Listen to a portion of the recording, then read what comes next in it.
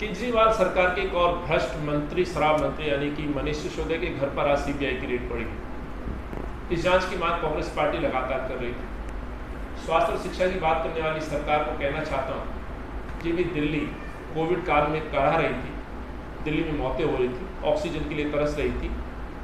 दिल्ली के मुख्यमंत्री और शराब मंत्री शराब माफियाओं के साथ बैठकर के शराब नीति बनाने का काम कर रहे हैं, जिसको लेकर के कांग्रेस पार्टी लगातार प्रश्न उठा रही है।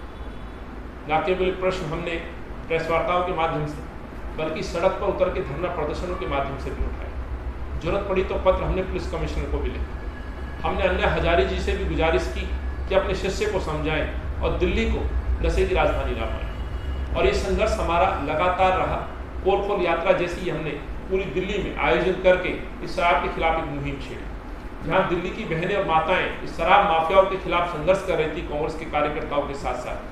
वहीं पे अरविंद केजरीवाल और उनकी सरकार के लोग शराब माफियाओं को पुलिस प्रोटेक्शन देने में लगे।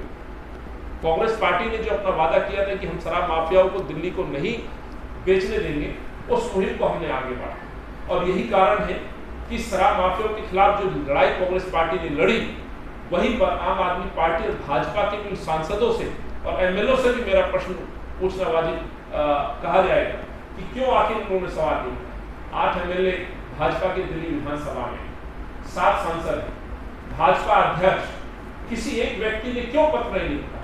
एलजी साहब तक डेलीगेशन लेकर के क्यों नहीं गए? तो प्रश्न तो भाजपा के नेताओं पर भी उठता है। लेकिन सवाल इस बात का है कि नई आपाकरण नीति जो थोपी गई, उसके तहत फायदा किसको पहुंचाएगा? इसीलिए मैंने कुछ प्रश्न थे जो अपने पत्र में दिल्ली के पुलिस कमिश्नर को भी लिखे थे, अन्ना हजारे जी को भी लिखे थे, दिल्ली की जनता को भी संबोधित किए थे कि आखिर पंजाब कनेक्शन क्या है, दीप मल्होत्रा कौन है, शैल कंपनियां को फायदा क्यों पहुंचाएगा, एक शराब उत्पादक को शराब बेचने का अधिकार क्यों दिया गया, उम्र में शराब पीने की छूट क्यों दी गई, 25 से 21 साल क्यों की गई, मध्य रात्रि तक शराब बांटने का अधिकार किसने दिया। ऐसे तमाम पहलू थे जिसपे हमने ये जांच करने की मांग की। और मुझे खुशी है देर रात दुरुस्त सीबीआई जांच कर रही है और शराब माफिया, शराब मंत्री, मुझे पूर्ण रूप से विश्वास है कि ये सलाखों के पीछे जाएंगे। लेकिन शिक्षा और स्वास्थ्य का मॉडल आगे रख करके आप भ्रष्टाचार करने का लाइसेंस प्राप्त नहीं कर देते हैं। शिक्षा और स्वास्थ्य की बात करने वाली सरकार को कहना चाहता हूँ, ये वही दिल्ली है जो कोविड काल में कराती रही, हजारों मौत होती रही और आप शराब नीति पर काम करते रहे। तो आज जो कदम सीबीआई ने उठाया है, इससे एक बार फिर सिद्ध हो गया है एक कट्टर ईमानदार नहीं, कट्टर बेईमान और भ्रष्टाचारी लोग हैं।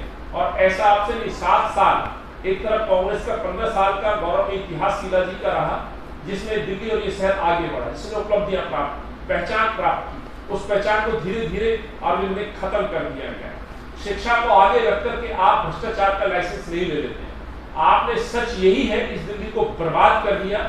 आप कट्टर बेईमान और भ्रष्टाचारी सरकार चला रहे। यही कारण है कि 80% से ज्यादा मंत्री आपकी जेल की हवा खा चुके हैं या संगीन आरोप में लिप्त हैं। न केवल मंत्री, आपके विधायक, 34 से ज्यादा विधायकों पर संगीन आरोप है। महिला उत्पीड़न से लेकर के भ्रष्टाचार के मामले लेते हैं।